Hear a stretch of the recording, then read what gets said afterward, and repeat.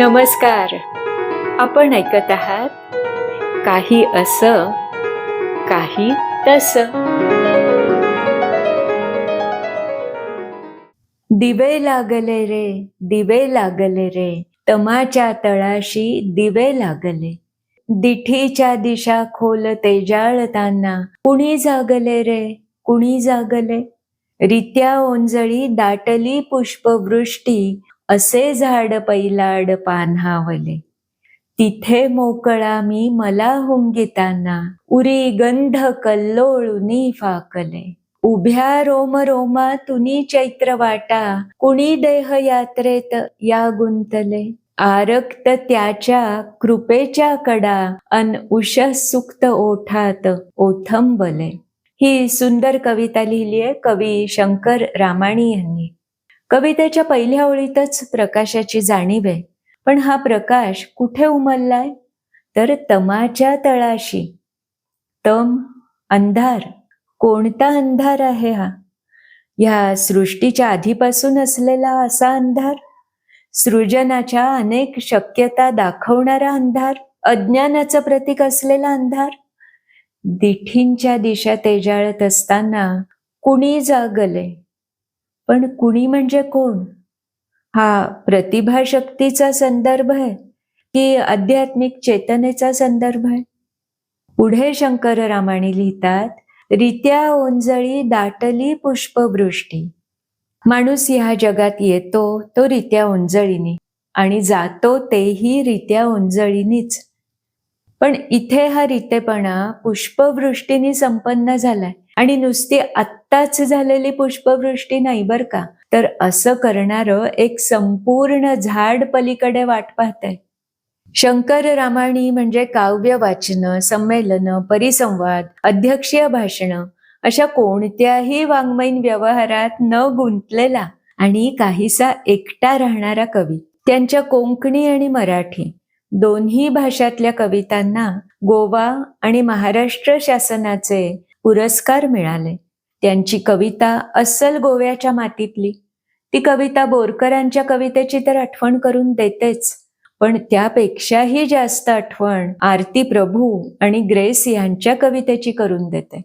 संपूर्ण आयुष्यभर कविता ह्या एकाच साहित्य प्रकाराशी एकनिष्ठ राहिलेले कवी फार थोडे. जगण्याची धडपड, हलाखीची परिस्थिती, आयुष्यातली दुःख ह्या सगळ्यातून जात असतानाही शंकर रामाणी कविता लिहित राहिले. त्यांच्याच भाषेत सांगायचं तर त्यांना कविता यायची, आणि मग ती कुठे येईल, कधी येईल, कशी येईल हे काहीच त्यांच्या हातात राहायचं नाही. दिवे लागले रे, दिवे लागले रे या कवितेविषयी बोलायचं तर त्यांना ती सुचली ती एका अतिशय अवघड वेळी.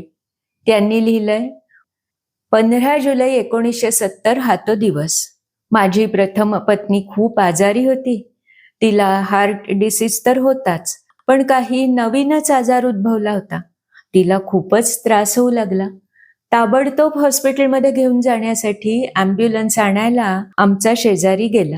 तेव्हा मी त्यांची वाटच पाहत बसलो होतो. आत बायको अक्षरशः तळमळत होती, वेदनांनी ओरडत होती. अत्यंत निराशेचा असा तो क्षण होता, आणि मला कविता आली, आपोआप आली. त्याचा ह्या घटनेशी संबंध असेल किंवा नसेलही, कुणाला ठाऊक. त्या ओळी मनातनं निसटून जाऊ नयेत म्हणून हातात मिळालं त्या कागदाच्या चिटोऱ्यावर ती कविता खरडली. तीव्र वेदनेच्या वेळी सुचलेलं हे उषासुक्त, काहीसं अतर्क्य म्हणायला हवं. हे होते शंकर रामाणी यांचे ह्या कवितेविषयीचे विचार.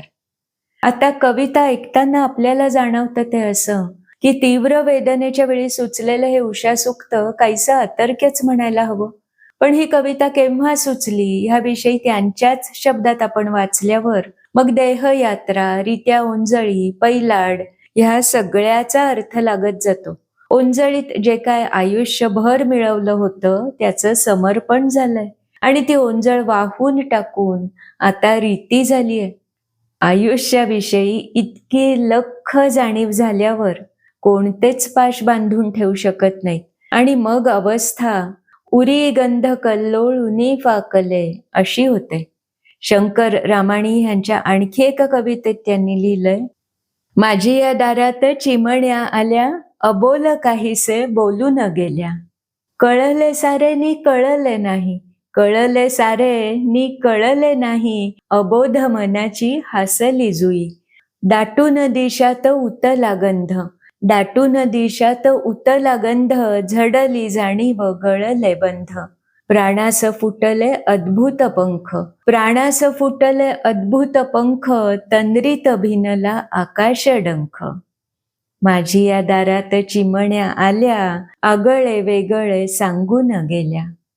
ही झडली जाणीव, गळले बंध, प्राणास फुटले अद्भुत पंख, ही अनुभूती त्यांच्या कवितातून वारंवार आपल्याला वाचायला मिळते.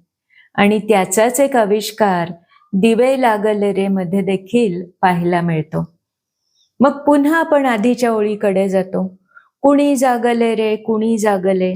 दुसऱ्या एका कवितेत शंकर रामाणी म्हणाले होते, मला जन्मांधाला अवचित नेत्र फुटले. ही ज्ञानप्राप्ती, जाणीव जागृती आपल्याला दिवे लागले रे ह्या कवितेत देखील पाहायला मिळते.